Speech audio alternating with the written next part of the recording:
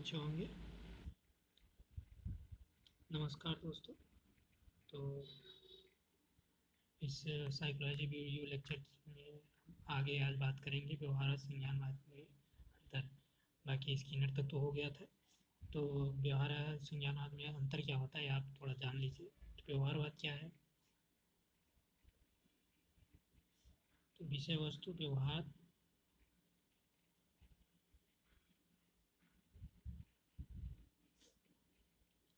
जो व्यवहारवादी हैं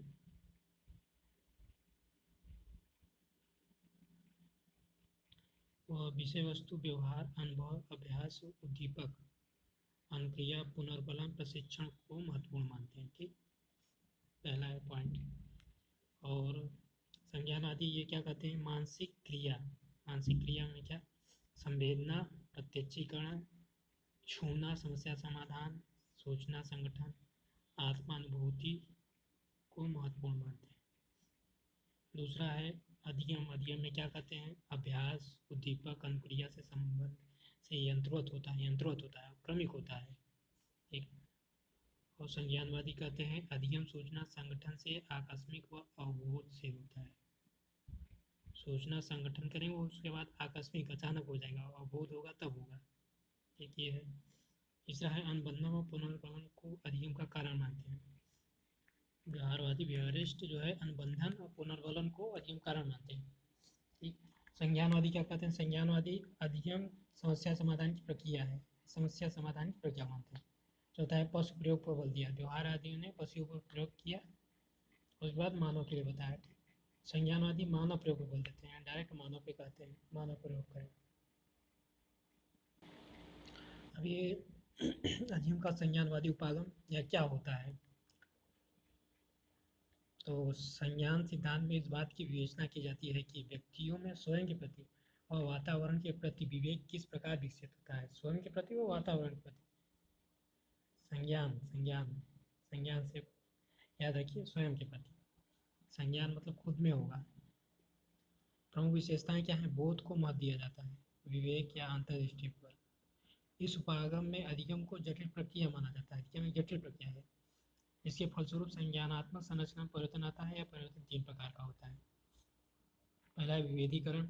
स्वयं के व वातावरण के विशिष्ट पहलुओं में करता है। स्वयं में विभेदीकरण करता है, वातावरण में विभेदीकरण करता है। दूसरा है सामान्यीकरण। अवधारणाओं में वर्गीकरण व एकीकरण करता है। जितने भी कॉन्सेप्ट हैं उसमें वर्गीकरण करता है और एकीकरण करता है। तीसरा पुनर्संरचना। विभेदीकरण व व्यापीकरण के बाद संज्ञानात्मक संरचना को पुनः व्यवस्थित करता है। हालांकि यहाँ से क्वेश्चन नहीं बनते, आपकी जानकारी के लिए। यहाँ आप नहीं भी पढ़ेंगे तो आपका काम चल जाएगा, बस जानकारी के लिए है। अधिगम को सक्रिय और गतिशील प्रक्रिया माना बालक ज्ञान का निर्माण करता है। यह उपागम संप्रत्यय निर्माण, समस्या समाधान व उच्च मानसिक प्रक्रियाओं उपयोगी है। यह उपागम मानसिक क्रियाओं जैसे तर्क, चिंतन, प्रत्यक्षीकरण, कल्पना व समस्या समाधान को मनोवैज्ञानिक का केंद्र मानते हैं। व्यवहार की व्याख्या आत्मगत आत्मानुभूति और संज्ञान के संदर्भ में करता है। संज्ञान है कॉग्निटिव। सूचना संरचना पर बल देता है। आत्म पुनर्बलन व सूचना संसाधन पर बल। नोट: संज्ञानवादी सिद्धांत के दो वर्गीकरण हैं। ठीक, यहाँ से आप देखिए। तो कितने वर्गीकरण ये सब नहीं पूछा जाता, बस आपको इसमें अन्य प्रश्न करने में मदद मिलेगी। पूछेगा, यही पूछेगा कौन से संज्ञानवादी हैं, कौन से व्यवहारवादी हैं। तो पहला है क्लासिकल संज्ञानवादी। क्लासिकल में वर्दीमन, कोहलर, कोफका, कोटलेविन, पियाजे, टालमैन। लेविन लेविन को कोटलेविन का। ठीक, ये हो गया क्लासिकल। और दूसरा है आधुनिक संज्ञानवादी। आधुनिक: Ausubel, David Ausubel, Bruner, Jerome Bruner, Bandura. Bandura ji का ये कर्नाटक के थे, इनका हाल ही में अभी भी निधन हुआ है। Norman Bowles Bindra. Norman Bowles Bindra का नाम तो अभी हम लोग नहीं सुना है, लेकिन डेविड आशुबेल, जेरोम ब्रूनर और बंडूरा, इन तीनों का नाम सुना होगा। ठीक, तो आगे है संज्ञानात्मक सिद्धांत। संज्ञानात्मक सिद्धांत में पियाजे का संज्ञानात्मक विकास बौद्धिक विकास को आयु से संबंधित विकास बताया है। आयु से संबंधित बताया है। दूसरा है अंतर्दृष्टि का सिद्धांत, कोहलर ने दिया है। कुटलेविन का क्षेत्र सिद्धांत, बंडूरा का सामाजिक अधिगम सिद्धांत, कहने का अधिगम सोपानिक सिद्धांत, टार्नर का क्षेत्र सिद्धांत। ये छह के छह जो हैं बेहद ही महत्वपूर्ण है, डायरेक्ट ही नाम पूछता है पूरा। इन्होंने कौन सा सिद्धांत दिया, ये जरूर याद होना चाहिए। डायरेक्ट पूछेगा क्षेत्र सिद्धांत किसने दिया, कोटलेविन ने दिया। कोटलेविन ने कौन सा सिद्धांत दिया, क्षेत्र सिद्धांत दिया। सामाजिक अधिगम सिद्धांत प्रणेता बंडूरा, आपको याद ही होना चाहिए। तो पहला बात करेंगे जीन पियाजे का संज्ञानात्मक विकास सिद्धांत। जीन पियाजे ने संज्ञानात्मक विकास को व्यवस्थित अध्ययन किया। पुस्तक थी बाल चिंतन की भाषा, लैंग्वेज ऑफ चाइल्ड थिंकिंग। और कथन क्या है इसमें, कहा था बालक वातावरण के साथ संबंध बनाते हुए समझ का विकास करता है। बच्चा अपने मन का निर्माण सक्रिय रूप से करता है, ये याद रखिएगा। सीटेड यूपीटेड सुपरटेड में पूछा जाता है। बता वातावरण के साथ, ये वातावरण की बात करते हैं, वातावरण के साथ संबंध बनाते ही समझ का विकास करता है। बालक वातावरण के साथ संबंध स्थापित करेगा, उसके बाद खुद अपनी समझ को विकसित करेगा। ठीक, अपने मन का निर्माण सक्रिय रूप से करता है, सक्रिय होकर करता है, वो सीखता रहता है, समझ में वो सीखता रहता है। तो प्रयोग नहीं याद करना। पुस्तकें क्या है, six psychology of studies, cognitive development of child. तो कॉग्निटिव डेवलपमेंट ऑफ चाइल्ड ये याद रखिए, बाकी सिक्स वाला तो नहीं आता। कॉग्निटिव डेवलपमेंट ऑफ चाइल्ड पुस्तक लेकर जीन पियाजे। यहाँ पे उनके कुछ और किताबों का नाम देख लेते हैं। साइकोलॉजी ऑफ इंटेलिजेंस ये याद रखिए। द साइकोलॉजी ऑफ चाइल्ड ये भी याद रखिए। The language and thought of child ये नहीं आता।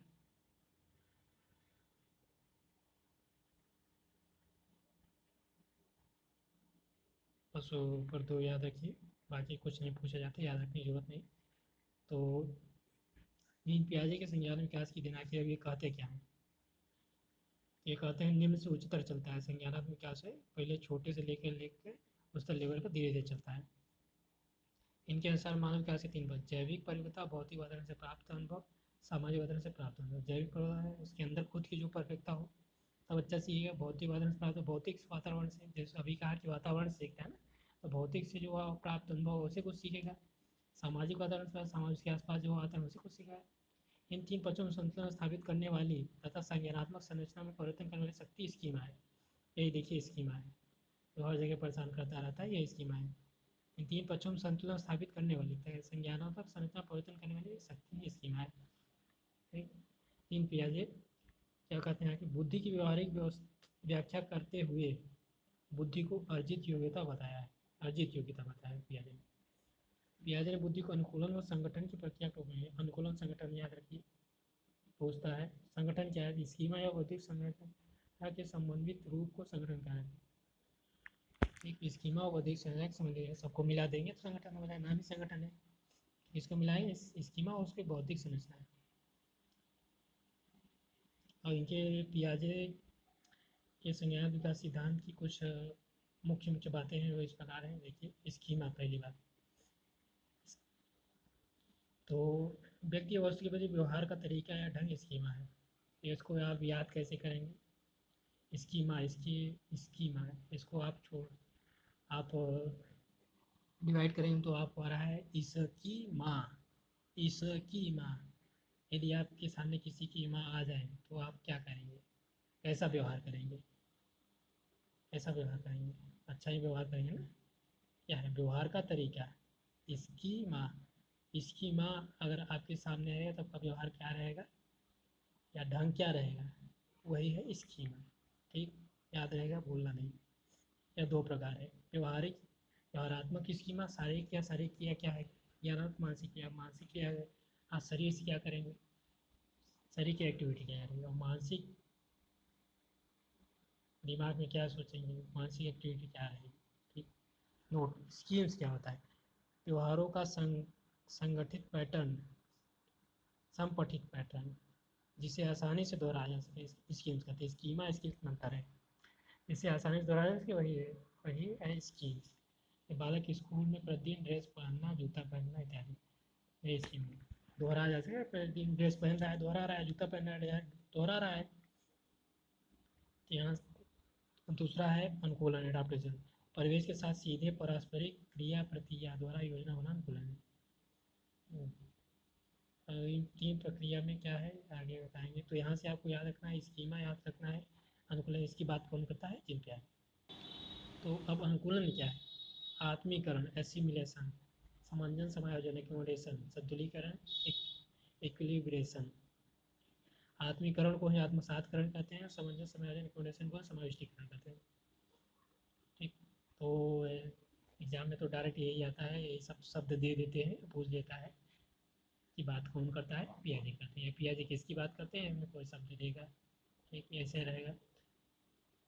ये डिटेल में क्या है, ये आपको सीटेट या यूपीटेट में पूछा जाता है। ठीक, तो समावेशीकरण, आत्मीकरण क्या है, पूर्व ज्ञान में नवीन ज्ञान या विचार जोड़ना, यही समावेशीकरण, समावेश कर लेना, अपने अंदर डाल लेना, आत्मसात कर लेना। एसिमिलेशन यानी पूर्व ज्ञान जो है, पूर्व ज्ञान नवीन ज्ञान या विचार, पूर्व कुछ ज्ञान जान रहे हैं, उसे नया जान लेना। जैसे बिल्ली को देख रहे हैं तो उसको भी शेर कर रहे हैं, लेकिन वो शेर नहीं है, वो बिल्ली है। अंतर नहीं कर रहा है, लेकिन आपने कुछ जानकारी आपको पता चली तो उसमें पूर्व ज्ञान नई ज्ञान जोड़ लिया, नहीं बिल्ली नहीं, ये शेर है। यह एक ऐसी जैविक जीव वैज्ञानिक प्रक्रिया है जिसमें बालक किसी समस्या समाधान में पहले सीखी गई मानसिक प्रक्रिया की सहायता लेता है। पहले से वो सीखा है उसकी सहायता लेता है। बाहरी संसार में समझाने के लिए पहले से बनी योजना का प्रयोग। स्कूल पूर्व की बच्ची पहली बार चिड़ियाघर में उनको घोड़ा कहना। पहली बार ऊँट देखेगी तो उसको घोड़ा घोड़ा कहे, कि वो देखे नहीं थे, उसको पहले में बताया रहता है कि ये घोड़ा है, तो उसको उनको देखती है तो उसको घोड़ा कहती है। बाद में धीरे हुआ वो अपने पूरे ज्ञान में नवीन ज्ञान जोड़ लेगी, नहीं अब ये नहीं घोड़ा है। दूसरा है समायोजन, एक्कोमोडेशन, नई योजना बनाना है, पुरानी को संशोधित करना। जैसे ऊँट को देखने पर कुबड़ वाला घोड़ा कहना, घोड़ा कहीं कुबड़ वाला घोड़ा है, कुबड़ वाला घोड़ा है। या कोई छोटा बच्चा उसको दिखा के प्रैक्टिकल कर लीजिए तो आपको याद हो जाएगा साफ साफ। क्योंकि बच्चे जो होते हैं तो किताबों में जो चित्र देखते हैं उसमें अंतर नहीं, उतना अंतर क्लियर होता नहीं हो, रियलिटी में वास्तव में क्या है इसे अंतर कर नहीं पाते हैं, तो उन्हें किताब का याद नहीं रखता, सब सेम सेम लगता है। तय विचारों को समाहित करने के लिए विद्यमान स्कीमा परिवर्तित करना। पुराने स्कीमा के काम ना आने पर पुराने के साथ समायोजन, पुराना काम नहीं आएगा तो पुराने के साथ समायोजित कर लेंगे।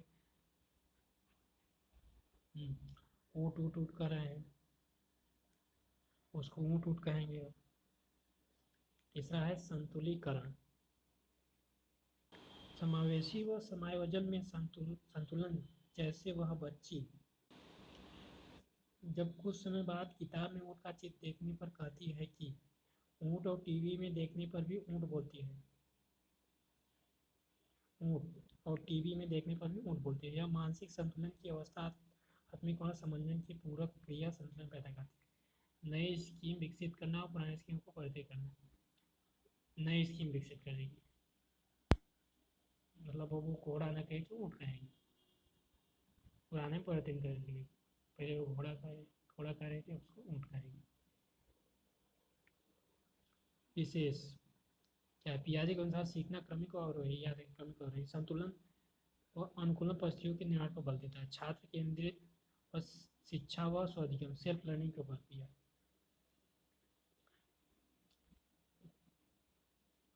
और तार्किक कानून, लॉजिकल लाभबल, बुद्धि के विकासात्मक प्रलोभन, ये सब तो नहीं आता, और आपको एक्यूमिडेशन, एसिमिलेशन ये सब याद रखिए। तीन पियाजे विशेष, इसमें क्या है, स्कीमा, बालकों में विशेष ढंग से अनुप्रयोग करने की सामान्य अंतर शक्ति, इसके द्वारा वे वातावरण उद्योग के बारे में सोचते हैं, समझते हैं, प्रत्यक्षण करते हैं। तथा एक प्रकार व्यक्ति वातावरण के प्रति किस तरह अनुक्रिया करेगा।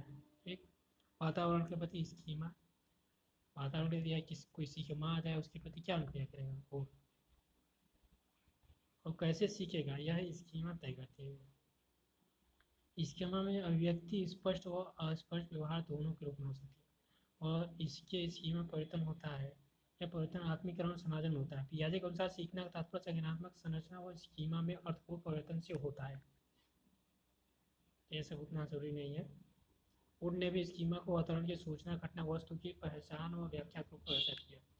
पियाजे ने बताया संज्ञानात्मक विकास सतत और असत दोनों ही होता है। एक अवस्था में दूसरी अवस्था गुणात्मक रूप से भिन्न होता है। पियाजे संज्ञानात्मक संरचना का प्रयोग किया, मानसिक संरचना सेट को कहा जाता है। संरक्षण कंजर्वेशन, ये याद रखिए, केवल शब्द याद रखिए। इसके अंदर क्या है, इसकी ज़्यादा जरूरी नहीं है, सीटें यूपीट के लिए तो जरूरी ही है, एमएड लेवल पे केवल शब्द याद रखिए।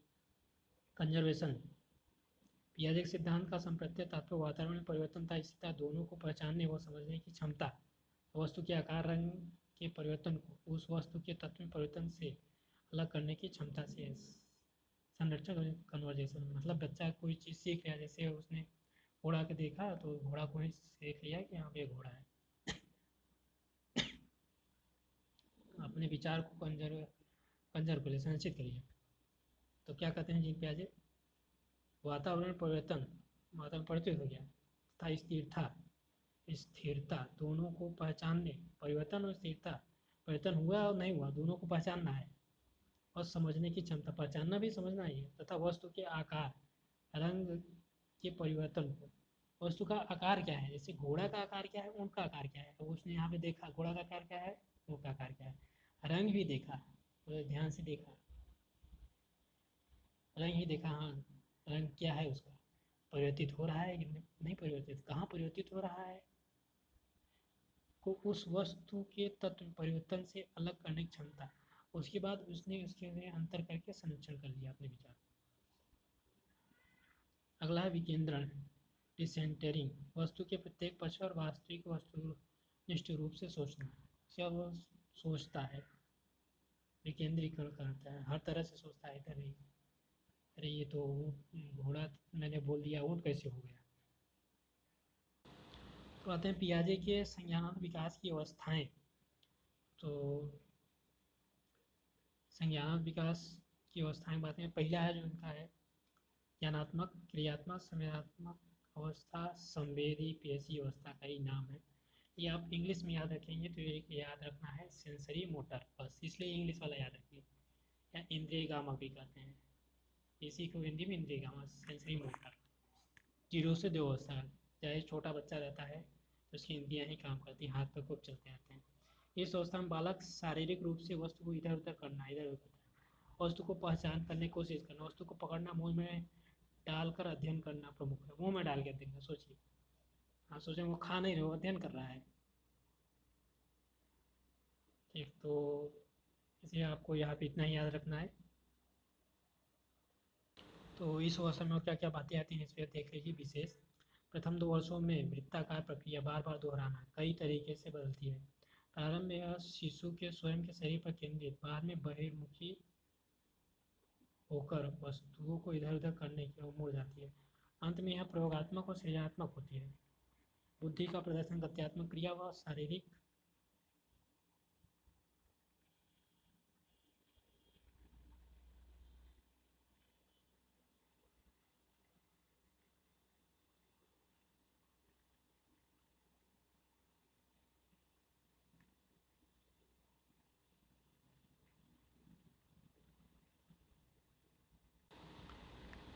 तो आगे देखते हैं। बुद्धि का प्रदर्शन गत्यात्मक क्रिया व शारीरिक अंतःक्रिया आधारित होता है। उस अवस्था में बालक संवेदना तथा शारीरिक क्रियाओं के माध्यम से सीखता है। बालक स्वार्थी व आत्म केंद्रित होता है, अपनी चीज़ किसी को देता नहीं। क्रिया व उसके परिणाम से संबंध स्थापित करता है। बालक में स्मृति, अनुकरण, जिज्ञासा की शक्ति का विकास हो जाता है। व्यवहारिक बुद्धि, बड़ों की तरह नहीं सोचना, सर्वाधिक पूर्व संक्रियात्मक अवस्था होती है। स्वयं को वातावरण से अलग समझना। वस्तु स्थायित्व के गुण का विकास, ऑब्जेक्ट परमानेंस, याद रखिए वस्तु स्थायित्व का गुण का विकास किस अवस्था में होता है, सेंसरी मोटर में। किसी वस्तु का अस्तित्व तभी रहता है जब वह वस्तु की आंखों, जब तक वह का उसको दिखाई दे रहा है तभी तो उसको मानना है, उससे पहले नहीं मानना है।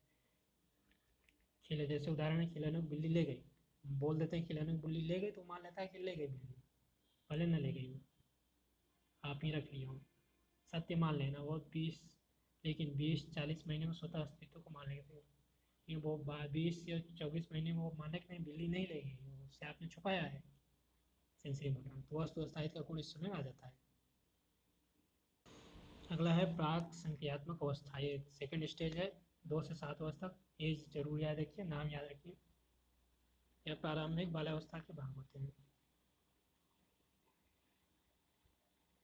तो प्राक संक्रियात्मक अवधि आत्म केंद्रित, अंतर्दर्शन अवधि, अंतर प्रज्ञात्मक, ये सब सामान्य नहीं याद रखना है। इस सेकेंड स्टेज की विशेषताएं क्या हैं, थोड़ा देखिए। सूचकता का विकास, सिग्निफायर्स। वस्तु, शब्द, प्रतिमा व चिंतन का इस्तेमाल किस चीज़ के लिए किया जाता है? सूचकता में संकेत व चिन्ह आते हैं। संकेत व चिन्ह महत्वपूर्ण साधन होते हैं। चिंतन व कार्य में संकेत व चिन्ह का प्रयोग, इसे लाक्षणिक कार्य कहा जाता है। जो दो अन्य क्रिया अनुकरण व खेल द्वारा होता है। चिंतन अतार्किक होता है। खेलों में श्रवण करना, नकल करना, खेल नाटक आदि बहुत करते हैं। खेल नाटक प्रतीकात्मक योजना का अभ्यास मात्र है। हाव भाव से अभिनय, रेखा चित्र व रंगीन तस्वीर बनाना, कहानी व गीत सुनने का उल्लास इस समय रहता है। मौखिक भाषा विकास, संप्रत्यय विकास, ये सब है। ये सब पॉइंट आप लोग उतना जरूरी नहीं है।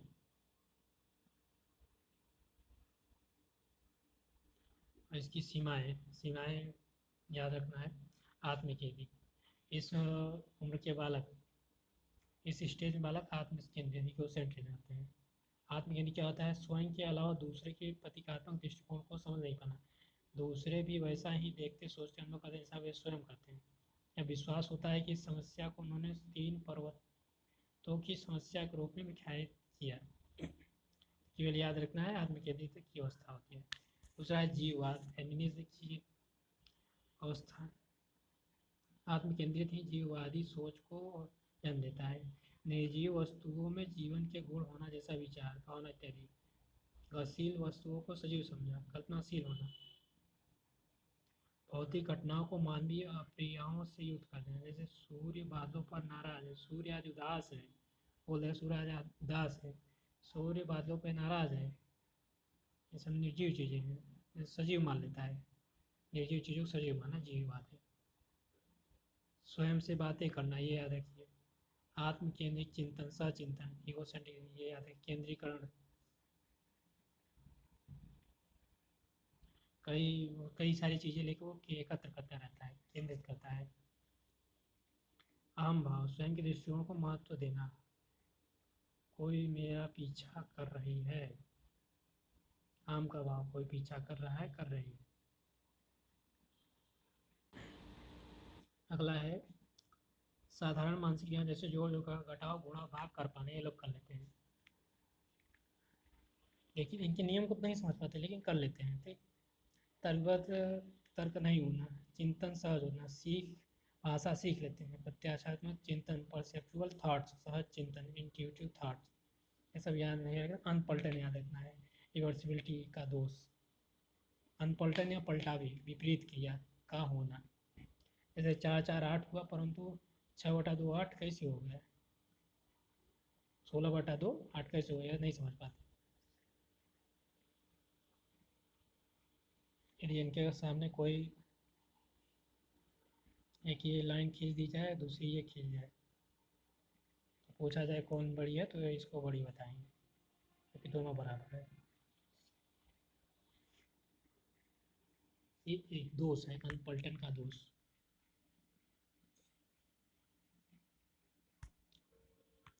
पदानुक्रम में ऊपर नीचे क्रम में वर्गीकरण का अभाव पाया जाता है, वर्गीकरण नहीं कर पाते। ठीक, और तीसरा है, अब ये तीसरी अवस्था है ठोस या मूर्त अवस्था, कॉन्क्रीट स्टेज। 7 से 12 वर्ष के रूप में पाया जाता है। चिंतन व तर्क का क्रमबद्ध होना, ठोस वस्तु आधार, मूर्त रूप में चेतना। तो मूल वस्तुएं मूर्त रूप में होंगी तभी ये चिंतन कर पाएंगे। मूर्त वस्तु का तार्किक चिंतन। बालक तरल, भार, लंबाई, तत्समय आदि संबंधित समाधान कर लेता है। पंक्तिबद्ध विकास या विपरीतीकरण की प्रक्रिया का विकास। तो यहाँ पे आगे जो बात याद रखनी है, पलटन, कोई वस्तु किसी दूसरी वस्तु से हल्की या भारी होती है, पलटन का गुण आ जाता है इसमें। जो शब्द याद रखना है, दिशाओं का ज्ञान, संरचना की समझ, लंबाई, चौड़ाई, क्षेत्रफल का ज्ञान, ये याद रखना।